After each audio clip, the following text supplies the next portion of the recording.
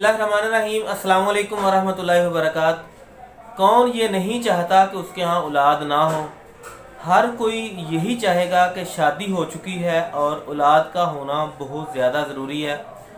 कुछ जोड़े इस तरह के होते हैं कि जिनकी शादी को काफ़ी साल गुजर चुके होते हैं लेकिन औलाद नहीं हो रही होती।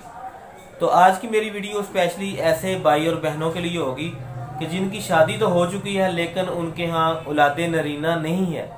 तो इन तमाम चीज़ों के इलाज के लिए आज मैं बात करूंगा IVFC इंजेक्शन के हवाले से कि ये कैसे काम करता है और किन मरीज़ों के लिए है, इसका सही दुरुस्त इस्तेमाल क्या है और कौन कौन से मरीज़ इसको किस सूरत हाल में कैसे इस्तेमाल करेंगे।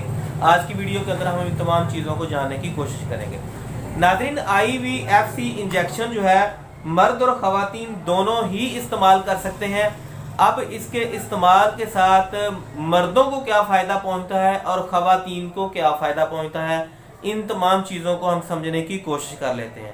पहले नंबर पर ऐसे मर्द हजरात के जिनका स्टेमिना कम हो या जो जल्दी फ्री हो जाते हो, ऐसे मर्द हजरात भी IVFC इंजेक्शन से फ़ायदा ले सकते हैं।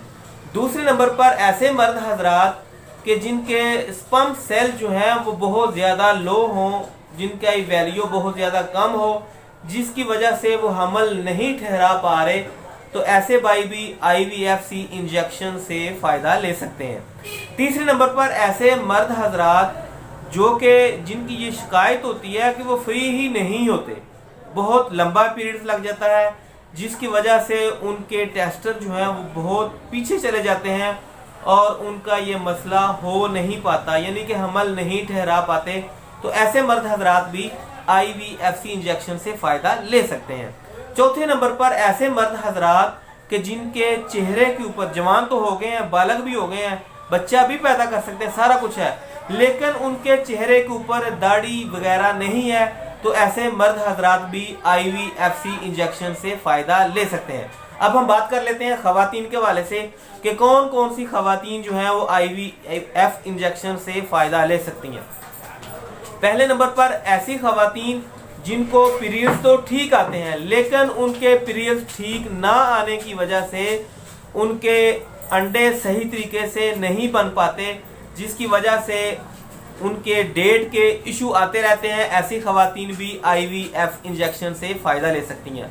या ऐसी ख़वातीन के जिनको डेट प्रॉपर सही तरीके से नहीं आती, अगर आ गई तो 2-2, 3-3 महीने रुकने का नाम नहीं लेती, या फिर आती नहीं तो 3-3 महीने डेट ही नहीं आती, तो ऐसी ख़वातीन भी जिनको डेट बहुत ज़्यादा कम हो या बहुत ज़्यादा आती हो, या ऐसी ख़वातीन कि जिनका डेट का दौरानिया बहुत लंबा होता हो, या ऐसी ख़वातीन के जिनका एग सही तरीके से रिलीज नहीं होता, या बाज़ ऐसी ख़वातीन होती हैं कि उनके एग का साइज ही छोटा होता है, ऐसी तमाम की तमाम ख़वातीन IVFC इंजेक्शन से फ़ायदा ले सकती हैं। अब हम बात कर लेते हैं इसके दुरुस्त इस्तेमाल के बारे में।